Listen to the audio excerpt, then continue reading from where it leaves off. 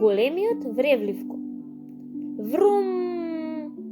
20 секунди подоцна, тие ги отворија очите и видоа дека се наоѓаат во еден друг свет, обиколен со пријателски мали човечиња. Вили никогаш порано не би видел нешто такво како нив. Тие беа многу малечки, со малечки зелени лица, големи црвени очи и тркалезни сплеснати носиња. Наместо нозе имаа пружини и воопшто не престануваа да скокаат горе-долу. Цело време се ги котеа и се смешкаа. Рандолф се уште му ја држеше раката на Вили, бидејќи тој малку беше исплашен.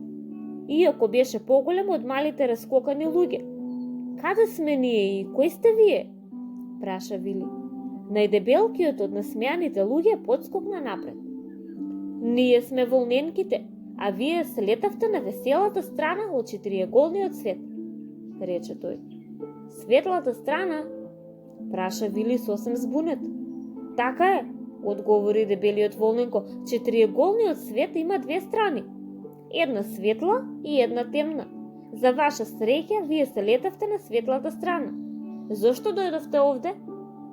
Ние дојдовме за да ја најдеме нашата мачка Јојо, му одговори Вили.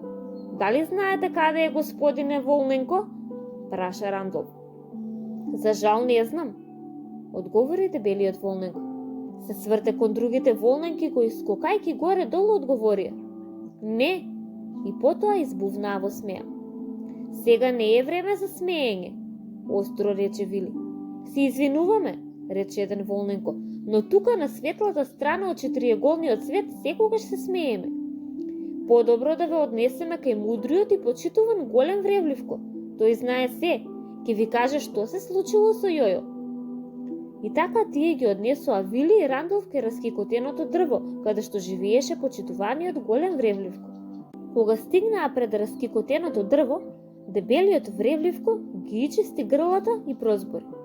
Овие двајца доаѓаат од другата страна на светот, да бараат совет од мудриот и почитуван голем вревливко. Вили и Рандолф зјапаа во раскикотеното дрво, но не можеа да видат ништо освен лисија. Наеднаш, од големата дупка во стеблото на дрвото излезе средно пиле со бележник и со пенкало. Подскокнуваше до крајот на најкратката гранка, а потоа застана. Кога завладеа потпуна тишина, малото пиле најави. Големиот вревливко, и од истата дупка излезе еден голем був покриен со жолти пердуви, со едно сино око, другото око му беше покриено со крпеница. Тој најпрво подскокнуваше од крајот на најдолгата гранка, а потоа продорно ги погледна Вили и Рандолф. Тој навистина изгледаше многу мудар и почитуван, иако Вили не беше толку сигурен што точно значи почитуван. Сите гранки на дрвото ги растреперија лисијата. Ракоплескајќи му на големиот вревливко, тој ја крена едната нога и аплаузот престана. Јас сум големиот вревливко, најпаметното суштество во четириаголниот свет, попаметен од било кој во кружниот свет. На секој човек што ќе ме праша нешто, му давам само еден совет и ништо повеќе. Кој доаѓа за совет денес? Завладаа кратка тишина, но Вили успеа да прозбори. Ве молам, голем вревливко, Рандолф и јас би сакале еден совет. Би добиле двајцата по еден совет и ништо повеќе, им одговори тој. Малото пиле запишуваше белешки од се што ќе кажеше големиот вревливко, но не запиша ниту еден збор од другите.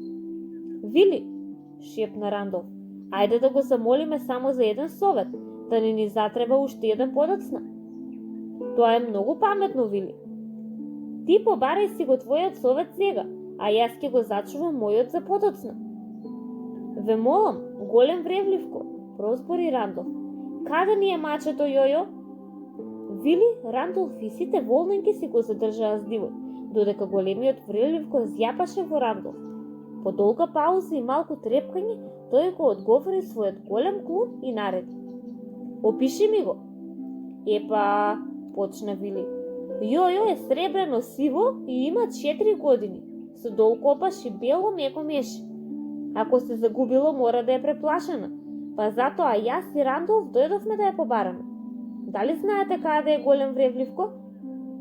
Се разбира дека знам, одговори тој. Јас знам се. Молкна и си го прочисти грлото и го загледа Вили. Мачето Јојо го украде птицата крадливка. Гласник и слуга на безстрашниот чудовишко. Злобен звер кој живее во темната страна од четириоголниот свет, на несреќниот остров. Сите волненки изгледаа преплашено.